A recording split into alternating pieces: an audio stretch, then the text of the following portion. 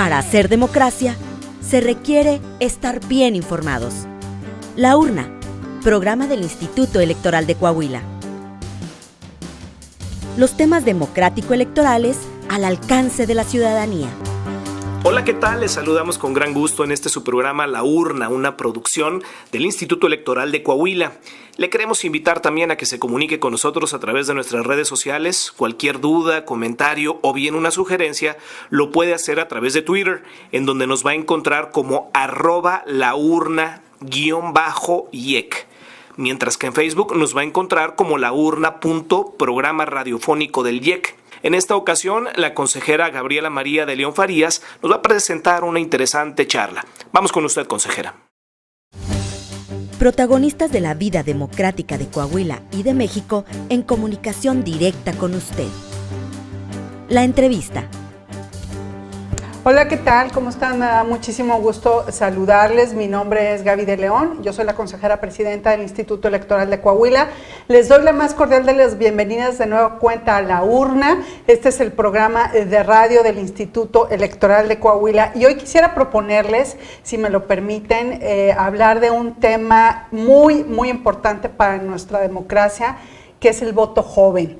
Y para hablar de este tema, bueno, pues tenemos una invitada de lujo.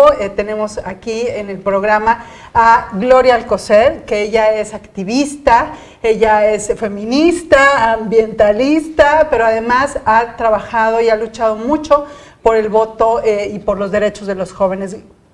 Gracias, Gloria, por estar el día de hoy aquí con nosotros. Muchísimas gracias por la invitación y sobre todo pues para hablar de un tema que me apasiona desde hace 15 años en mi vida. Bueno, Gloria, a ver, tú eres directora de Fuerza Ciudadana. Platícanos un poquito qué es esta organización y a qué se dedica. Okay. Y después vamos a entrar al tema del informe, ¿te parece? Me parece perfecto. Bueno, Fuerza Ciudadana es una organización legalmente constituida desde el 2005. Somos una organización que defiende los derechos cívico-políticos de las personas jóvenes. Yo soy una de sus fundadoras. Empecé siendo joven, ya no lo soy, pero lo fui. Y tenemos una trayectoria muy importante, sobre todo en procesos de observación electoral, para saber qué hace el gobierno mexicano en materia de educación cívica y fomento al voto joven. Sobre todo porque siempre escuchábamos que los jóvenes son apáticos y las juventudes son apáticas. Nosotros decíamos, bueno, ¿y por qué lo son? ¿Y qué hace el Estado para cambiar esa realidad? Entonces así empezamos desde el 2006 haciendo un proceso de investigación, ya tiene bastantes años. También hacemos evaluaciones de política pública de juventud, hacemos análisis de procesos de participación política de jóvenes y la verdad es que es un tema que nos parece fundamental porque estamos en un país con 38 millones de personas jóvenes.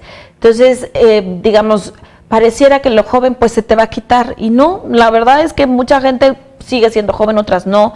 Es una categoría muy interesante, muy relativamente nueva en los procesos de investigación. Entonces lo que hacemos en Fuerza Ciudadana es por un lado esta investigación, pero por otro fomentar la participación de las personas jóvenes en procesos políticos. Fíjate que lo que comentas es muy importante. A ver, hablas de 38 millones de jóvenes. ¿Qué porcentaje representa del padrón electoral? Son más o menos 27%. Hay que entender una cosa muy importante. Joven en este país es de 12 a 29 años. Ah, perfecto. Entonces nosotros en este marco en particular, que es el contexto electoral, por obvias razones trabajamos con los chavos y chavas de 18 a 29. Eso no quiere decir que no promovamos participación política de las niñas, niños y adolescentes. De hecho, hay una ley, que es la Ley General de Niñas, Niños y Adolescentes, que mandata o invita al gobierno a promover la participación de ellas y de ellos, que aunque no tienen una credencial de elector, sí tienen derechos políticos. Claro, a ver, ¿y cómo es que se están formando estos jóvenes para ser ciudadanos y ciudadanas? Fíjate que hay una formación sí formal, y no. ¿Vamos en el camino correcto? No.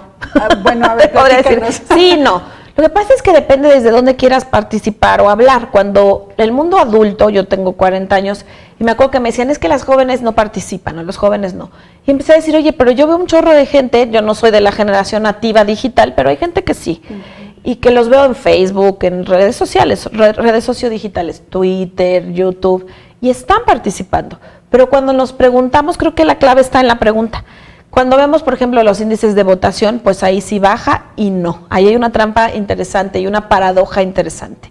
las personas que más votan de toda la lista nominal tienen 18 años, 18 y 19. Fíjate. Son los que votan por primera vez. Pero los que menos votan de toda la lista nominal tienen entre 20 y 25 años. O sea, votan y no votan. Exacto, la primera vez. Su voto, felices, y ya no vuelven, ¿no? Y generalmente nosotros le preguntamos mucho cuando trabajamos con jóvenes, con funcionarios electorales, en fin, les preguntamos ellas y ellos qué piensan, si hay alguna razón en particular.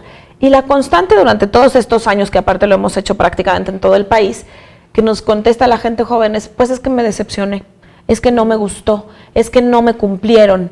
Entonces aquí lo que nosotros vamos dándonos cuenta es que hay muchos actores clave en este proceso de si vamos bien o no. O sea, por eso es una pregunta complicada, porque desde el Estado pues se hacen mucho más esfuerzos. Antes prácticamente no habían esfuerzos, ahora se habla de proyectos específicamente para personas jóvenes. Hay como una configuración muy interesante de esta participación. Las escuelas son claves, las familias son claves. Claro. Pero el hablar de los jóvenes, de verdad esto es impresionante por el tiempo, de la participación política de jóvenes, por ejemplo en la elección del 2012 presidencial, a esta hay un mundo de diferencia, aun cuando ya tenemos redes sociales involucradas. Hay otros actores que se nos olvidan siempre, que son los partidos políticos. Y los partidos políticos también llaman a votar, también tienen áreas de juventud. Nosotros hemos trabajado, hicimos un proyecto muy grande con las direcciones nacionales de juventud de los partidos. Y la verdad es que una de las cosas muy padres que me gustaría compartirles es que estas jóvenes, eso lo hicimos en el año 2015, y estas y estos jóvenes aceptaron algo, no les hacían caso en los partidos y tenían que hacer un trabajo conjunto. Entonces fuimos a 8 estados de la República, hicimos un proceso muy padre que ojalá se pueda replicar. Entonces, ¿qué nos dábamos cuenta? Claro que los jóvenes participan, pero no como los adultos esperamos que participen. Participan en redes sociales. Yo invito mucho y hagan ese ejercicio, yo creo que Coahuila lo tendrá. Vayan a ver los grafitis, vean lo que dicen los esténciles, y muchas veces en la calle es donde están los mensajes políticos. Claro. En la calle es donde las jóvenes y los jóvenes se expresan. Entonces, muchas veces las instituciones, lo que nosotros les decimos, como el caso del instituto, es no esperen a que los jóvenes lleguen contigo. Tú acércate a los jóvenes. ¿Y dónde están las personas jóvenes? En las redes digitales, pero también están haciendo grafiti, también hacen teatro, también hacen muchas otras cosas. Entonces sí participan, pero no como el mundo adulto querría.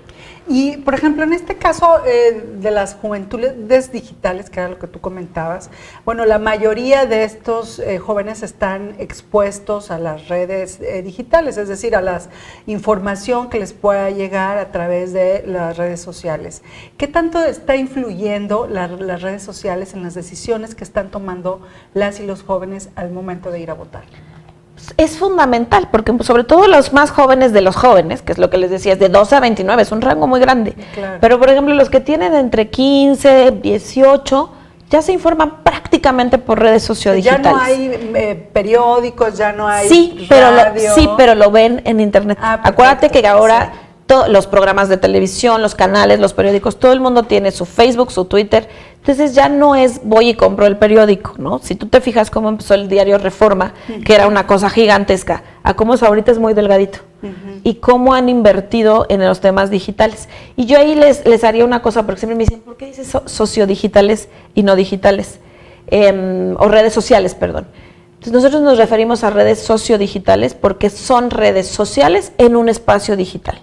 Sino una red social es esto que estamos haciendo tú y yo, charlar en la vida real. Claro. Entonces eso sí hace una diferencia muy interesante al momento del análisis, porque lo que nosotros vemos es cómo estas chavas y chavos se reúnen, dónde toman esta información. Y te pongo un ejemplo de un observatorio que acabamos de hacer, que tenemos ya varios periodos haciéndolo. Los partidos ahora se comunican o intentan comunicarse con las personas jóvenes en estas plataformas, en Facebook, en Twitter, en Instagram, en YouTube. Y la verdad es que el resultado es nada alentador. O sea, bueno, ¿y qué pasa? ¿No están utilizando el lenguaje adecuado o el tema no es de interés de los jóvenes? Yo creo que no usan el lenguaje adecuado. Aquí hay que entender algo. El pensar, hay como una burbuja muy interesante. Todo el mundo te dice, claro, eres joven, tú usas redes sociales, ¿no? Facebook, estas plataformas. Sí, ok. Pero tú no vas a usar la plataforma, o sea, si tú tienes un Twitter, no necesariamente quieres saber lo que dice Gaby de León o Gloria Alcocer. Claro. Quieres saber lo que dice Justin Bieber, me estoy viendo muy, no sé, alguna Madonna, ¿no? Pues algo así, o alguien más nuevo. Claro. Entonces yo les decía, por ejemplo, en el INE, en el Instituto Nacional Electoral, cuando he hecho estas recomendaciones. A ver, pensar que una persona de 18 años se va a levantar y va a abrir Instagram para ver qué dijo Lorenzo Córdoba, eso es falso, eso no va a pasar. Así es. Entonces tenemos que pensar que el medio es un medio, no un fin. Y con los partidos pasó muy parecido, y les pongo un ejemplo que me parece interesantísimo de esta última edición. Nosotros hacemos una medición de todos los partidos políticos nacionales, estoy hablando a nivel nacional, luego de las coaliciones y luego de los candidatos o candidatas, y vemos cómo le hablan a los jóvenes en las redes sociodigitales. Entonces hacíamos mediciones diarias y publicábamos cada 15 días y se echan a un clavado en nuestros timelines de Twitter, ahí lo van a encontrar, o en Facebook, en las redes sociales de Fuerza Ciudadana. Y entonces poníamos las caras de los candidatos y la candidata cuando todavía había candidata y poníamos, ¿qué dijo? ¿No? Entonces habló de jóvenes, de futuro, de empleo, ¿de qué habló? Y hubo 2 quincenas en que el actual presidente de la República nunca habló de jóvenes. Nunca. No dijo nada. Ni aparecieron en su discurso. Y hay una teoría muy fuerte, no lo podemos comprobar porque todavía no hay datos del Instituto Nacional Electoral, pero que el presidente actual ganó por el voto joven. Entonces, ¿qué nos dice eso cuando haces este tipo de análisis? Pues que todavía las personas jóvenes no solo están en esas plataformas, están en la calle, están en el radio, porque no todos los jóvenes son millennials. Claro. Ni todos son urbanos, ni todos son estudiantes. Ni todos son digitales. Aquí nos decían ahora, trabajando en un proceso muy interesante en Saltillo, decían, oigan, en Saltillo, por ejemplo, o en Coahuila, en este estado, hay muchos jóvenes que ya no fueron a la universidad, que estudiaron una carrera técnica y de ahí se volvieron trabajadores en alguna empresa, en algún área. ¿Y dónde están esos jóvenes? ¿Quién les habla? Eso es lo interesante, Gaby, que hay que entender cuando uno hace estos análisis, que ser joven en este país y en Coahuila no es el mismo joven. Claro. No es el de Saltillo, que el de Ramos, que el de Arteaga, llámeselos ahora sí, ahí me voy aprendiendo la geografía de aquí. Que el de Sierra Mojada. Pero exacto, ¿no? Y que aquí tienen, por ejemplo, como una concentración muy chiquitita de jóvenes indígenas Kikapús. Bueno, pues habrá que preguntarles qué opinan, cómo se comunican. Entonces, eso es cuando haces un análisis de trabajo con jóvenes, claro, las cosas que nosotros vemos. Y lo más importante, les preguntamos a los jóvenes, o sea, hemos hecho estas evaluaciones, ahora tenemos esta maravillosa herramienta tecnológica de abrir nuestras consultas y preguntarle a los chavos, oye, ¿qué opinas? El INE yo creo que nos quiere y nos tiene un poco de miedo, porque trabajamos cada 3 años y estamos con ellos y evaluamos, pero siempre caminamos juntos. Entonces también les decimos, pregúntales a ellos, yo claro, tengo mucha experiencia, claro, trabajo con muchos adultos para enseñarles a trabajar con jóvenes, porque eso también hay que entenderlo. Hay que aprenderlo. Hay que aprenderlo. O sea, ustedes como funcionarias electorales no necesariamente se les va a dar por obra de magia trabajar con jóvenes, ¿no? Así es. Bueno, vamos a una pausa, si nos lo permiten, y al regresar quisiera platicar con Gloria sobre el informe de Observatorio de Programas de Educación Cívica y Fomento al Voto Joven en el proceso electoral federal 2016-2017, que aquí lo tenemos. Y bueno, pues fue un esfuerzo que hicieron en conjunto. 17-18. Perdón, 17-18. Hicieron PNUD y Fuerza Ciudadana. Vamos a platicar sobre este informe y bueno, no se vaya, estamos en la urna, regresamos. La urna. Gracias, regresamos a La Urna, el programa de radio del Instituto Electoral de Coahuila. El día de hoy estamos platicando con Gloria Alcocer, ella es directora de Fuerza Ciudadana y estamos hablando sobre el voto joven. Y bueno, vamos a platicar sobre este informe que es un observatorio de programas de educación cívica y fomento al voto joven en el proceso electoral federal 2017-2018. Platícanos, Gloria, ¿de qué se trata este informe? Bueno, es un informe que viene, o sus antecedentes vienen de un proceso de investigación que empezamos en 2009, formalmente en Fuerza Ciudadana, cuando nos dimos cuenta que no se promovía la participación política de los jóvenes y sobre todo en contexto electoral. Entonces nos dimos a la tarea de ver a quién le tocaba hacer eso y nos enteramos que le tocaba una instancia que se llamaba el Instituto Federal Electoral en su momento. Entonces empezamos a darnos a la tarea de averiguar qué pasaba con los jóvenes, qué programas había, cuánto dinero se invertía, si quien realmente diseñaba estos programas conocía temas de juventud.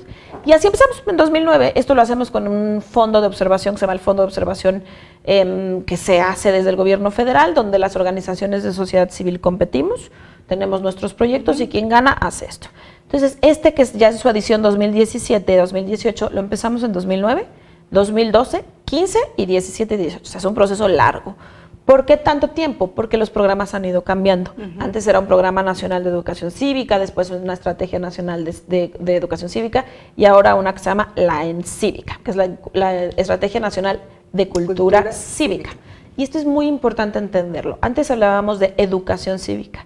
Este nuevo programa nos habla de cultura cívica. ¿Por qué es importante? Porque el hablar de la cultura es hablar de un fenómeno mucho más amplio.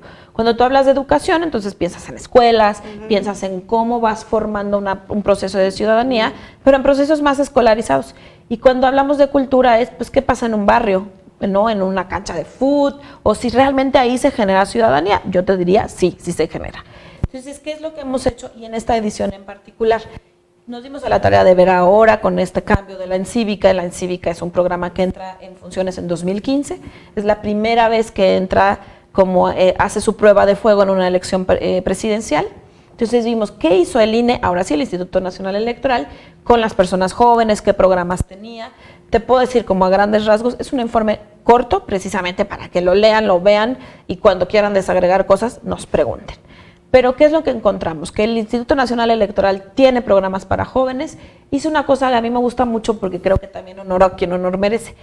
Hizo, por ejemplo, ya spots por YouTube y específicamente para jóvenes y contrató youtubers, ¿no? Entonces estaba Chumel Torres, estaban estos youtubers que yo la verdad no los conocía tanto, pero que decían, bueno, ahora estamos haciendo cosas con juventudes. ¿Y cómo empezaron a implementar estos programas? Entonces, eso fue lo que medimos. Lo interesante de esto, por ejemplo, nosotros lanzamos son alrededor de 10 spots que se hicieron para jóvenes, tanto en plataformas digitales como en medios regulares, televisión, radio, y nosotros les mandábamos a las chavas y chavos por redes digitales abiertas, evalúalo, ayúdanos a evaluarlo. Y la verdad es que fue muy interesante, había gente que nos contestaba con 50 años, que no es que la dejáramos fuera, pero bueno, para fines de nuestra investigación era de 18 a 29 años. Entonces nos decían, pues no he visto los spots, no los ubico, pero el del YouTube sí, era el que más había penetrado. ¿Y por qué? Porque el INE entendió esto que te decían en el bloque anterior. Sí, hay que ir donde están los jóvenes, claro, no esperar a que los jóvenes lleguen a ti. Entonces, eso fue una de las cosas que observamos. La verdad, hay muy buenos avances. Creo que todavía hay retos importantes. Creo que también empezar a pensar en los primovotantes, no solo cuando tienen 15 años, 18 años, sino los que tienen 15 a 17 que votarán en la siguiente elección. Entonces, ahí había un trabajo no de tan impacto, pero estaban. Creo que también el INE tendrá que empezar a ajustar cosas desde lo local, porque esto es una estrategia nacional, y creo que aquí que compete mucho platicarlo con ustedes. Claro. Estas son estrategias que se hacen en el sur de la Ciudad de México, y bueno, se hicieron talleres, en fin, en la República. Pero en el momento en el que nosotros empezamos a evaluar esto y cómo baja en los estados, hicimos un estudio comparativo Jalisco, Ciudad de México. Ahí es donde está el tema, ¿no? Y hablando, por ejemplo, Ciudad de México, que es mi ciudad, y ahora que tenemos ya alcaldías. Cuando tú dices, bueno, ¿la Ciudad de México puede funcionar? Sí. Pero cuando yo me iba a la alcaldía Benito Juárez, que es una de las alcaldías urbanas, pues resulta que no funcionaba tanto. O cuando me fui a Jalisco a ver qué pasaba en Tlaquepaque, en Tonalá, pues tampoco resultaba tanto. Entonces, el gran reto del INE es entender, ¿no? Pero generar las condiciones para que ustedes lo puedan hacer. Y entender que no en todos lados es igual, ¿no? A mí me decía, a manera de ejemplo, el director de Educación Cívica, es que esto es un paraguas, Gloria, ¿no? Él decía, sí, pero no en todos lados llueve igual. Claro. En unos lados no llueve, en otros llueven 3 meses, en otros están inundados. Eso es lo que tiene uno que empezar a pensar en ese sentido. El siguiente que hicimos, el siguiente bloque de investigación fueron los partidos políticos, que ese a mí en lo particular me encanta, porque me parece que es muy interesante que este actor, que siempre se nos olvida, que incluso tiene dinero para hacer esas cosas y no se los gastan, por cierto, o no de la forma en la que sería la más adecuada, pues empezamos a ver cómo hablaban con las personas jóvenes. Yo les voy a dar un consejo que nosotros tenemos muy detectado hace muchos años. Decir que un joven es el futuro del país es cortarle todas las oportunidades, claro. Porque entonces puede esperar.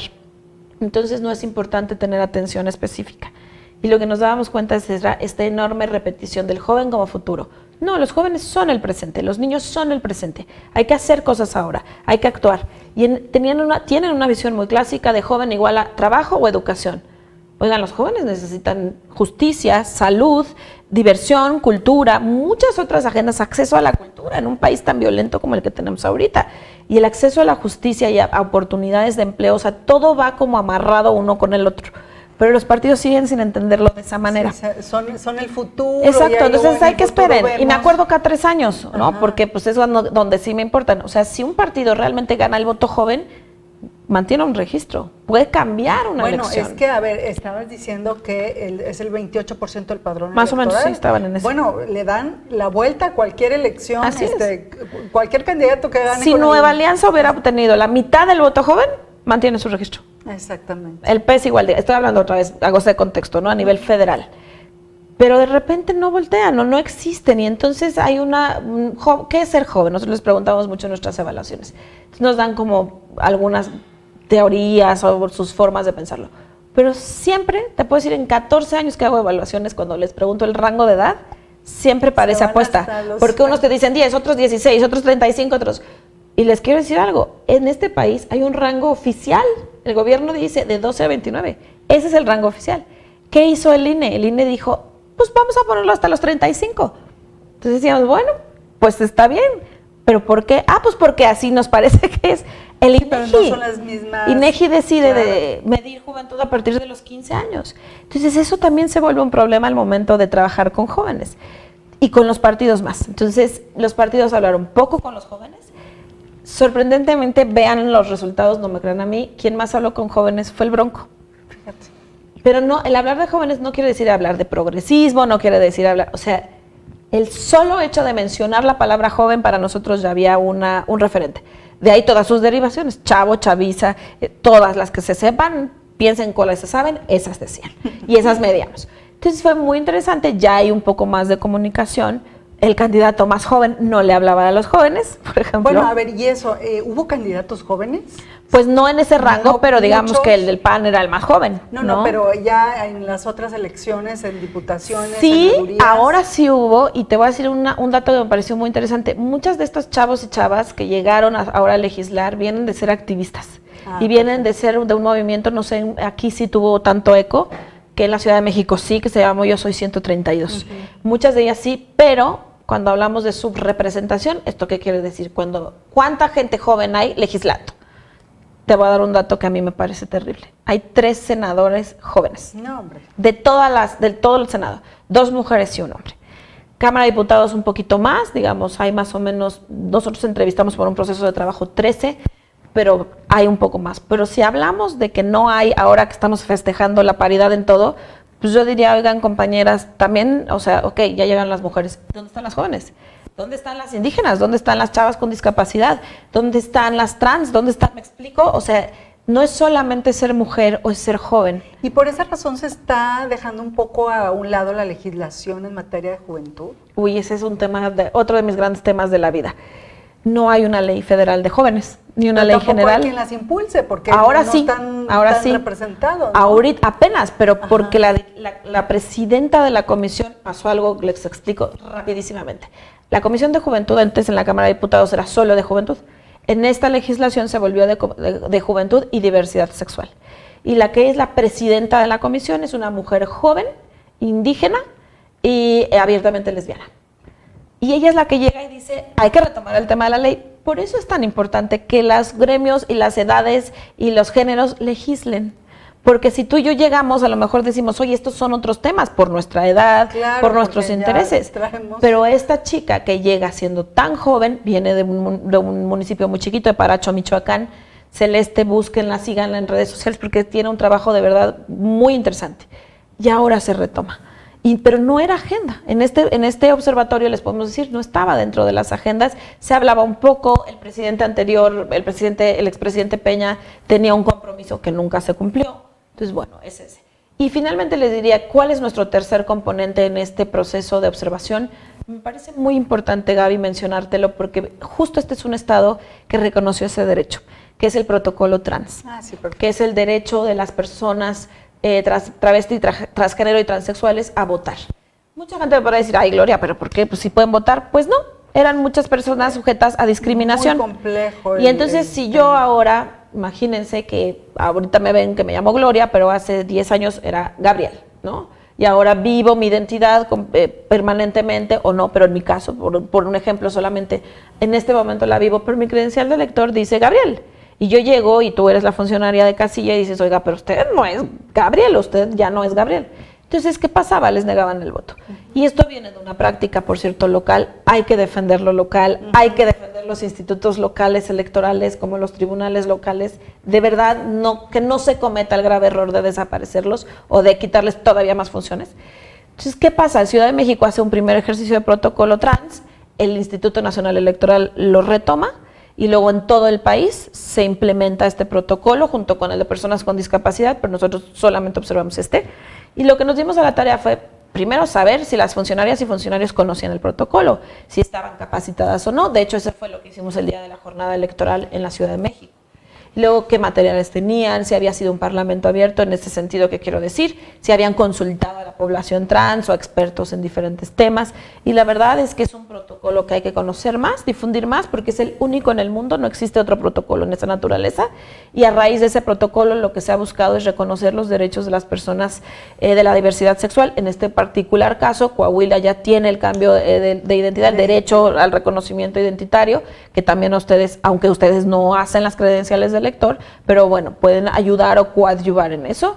Hoy, por ejemplo, pues se festeja que en San Luis Potosí gana el matrimonio igualitario, hasta en Hidalgo, o sea, se están haciendo estos pasos, pero esto es muy importante documentarlo, por eso lo hicimos en este informe. Gloria, y de acuerdo a lo que ustedes observaron, ¿cómo pudieras visualizar nuestra democracia en unos años? Es decir, ya que estos jóvenes sean adultos, ¿hacia dónde va nuestra democracia? ¿Estos jóvenes hacia dónde van a llevar nuestra democracia? Mira, yo creo que estamos en hay unos artículos muy interesantes que son como que estudian las paradojas de los jóvenes.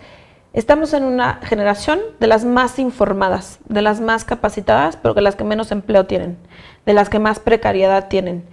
La lucha de los jóvenes en este momento en el mundo es el medio ambiente. Y yo que vivo en una ciudad que ahorita por suerte estoy aquí, pero que se están asfixiando en la Ciudad de México, y no lo digo solo de broma, la gente literal, se está asfixiando, se no puede respirar. ¿Cómo la veo? En una juventud muy responsable, entendiendo que ellos no son los responsables de lo que nosotros los adultos hicimos, pero sí les va a tocar mejorarlo. Perfecto. Entiendo que debe haber una democracia digital, ya no podemos seguir pasando por el miedo a que nos van a robar el voto. Miren, es más fácil que lo roben como está ahorita, que usemos urnas electrónicas, que no es lo mismo que voto electrónico, y hago mucho ese énfasis, porque no es lo mismo, pero digamos, este es un estado pionero, este es un estado que tiene una urna, yo la conocí hace unos meses, la volví a ver en esta ocasión, que debe de ser ese paso en que la gente joven. Estamos hablando de que ya mi sobrino de 5 años me toma el celular y me dice, ay, tía, no le sabes, y le pica 3 cosas, y o me lo traba o me explica cómo le hizo, ¿no? ¿Cómo lo destrabo? O cómo lo destrabo. Pero tenemos que entender que ese siguiente paso es eso, es la tecnología como una aliada estratégica en la conformación democrática, entender que las mujeres y los jóvenes, que son mis 2 grandes temas, no son solo mujeres o jóvenes, que hay una serie de pasos muy importantes que entender en esto que se llama, digamos muy científicamente, interseccionalidad, que es entender que se es mujer, joven, indígena, urbana, de una zona rural, en fin. Y eso tendrá que configurar nuestra democracia. Y entender que la norma no lo es todo. Entender que, claro, qué bueno que tenemos paridad en todo, pero que también puede ser un uso perverso si no la entendemos y no la sabemos hacer. Y no siempre las normas van en el mismo sentido que la cultura. Y ese es el gran reto. Yo estudié una cosa rara que se llama ciencias de la cultura. Y te puedo decir que los fenómenos culturales son tan o más importantes que un proceso normativo, que una ley. Entonces, ¿qué es lo que hay que hacer? Construir ciudadanía y construir procesos sociales y entender que una persona joven de 17 años tiene derechos políticos, que una niña o un niño los tiene, y hay que empezar a generar una ciudadanía, digamos, más ciudadanos y menos electores, es lo que te diría. Perfecto. ¿Dónde podemos encontrar este informe? Bueno, es un informe que lo hicimos con fondos federales, por lo tanto lo pueden encontrar hasta donde nos dijeron, en las páginas del INE, sino en nuestra página que es www.fuerzaciudadana.org.mx. Nos lo pueden solicitar también por medio de redes sociodigitales. Estamos en Facebook como Organización Fuerza Ciudadana C. Si no le ponen la organización no salemos, sale la policía de Michoacán que nos apañó el nombre. Y en Twitter estamos como FZA Ciudadana AC. Y nada más, en eso y con mucho gusto les podemos dar un ejemplar. Pues muchísimas gracias a Gloria Alcocer, gracias por estar aquí en La Gracias Urna. a ustedes. Y bueno, a todas y a todos también les agradezco el favor de su atención y nos vemos la próxima semana, nos escuchamos la próxima semana en una emisión más de La Urna, el programa de radio del Instituto Electoral de Coahuila. Les queremos agradecer y les queremos invitar, amigos, para que se comuniquen con nosotros. Amigas, tenemos varias vías de contacto para tener comunicación con usted. Tenemos el Facebook, le invitamos a que nos siga también por las transmisiones. Tenemos el Twitter y también tenemos el Instagram. Nos escuchamos la próxima semana. Agradecemos a la Red Estatal de Radio por esta oportunidad de estar en contacto con ustedes y nos escuchamos la próxima semana. Que tenga usted un excelente día. Gracias por acompañarnos en una emisión más de La Urna, llevado hasta ustedes por el Instituto Electoral de Coahuila. Nos escuchamos en nuestra próxima emisión.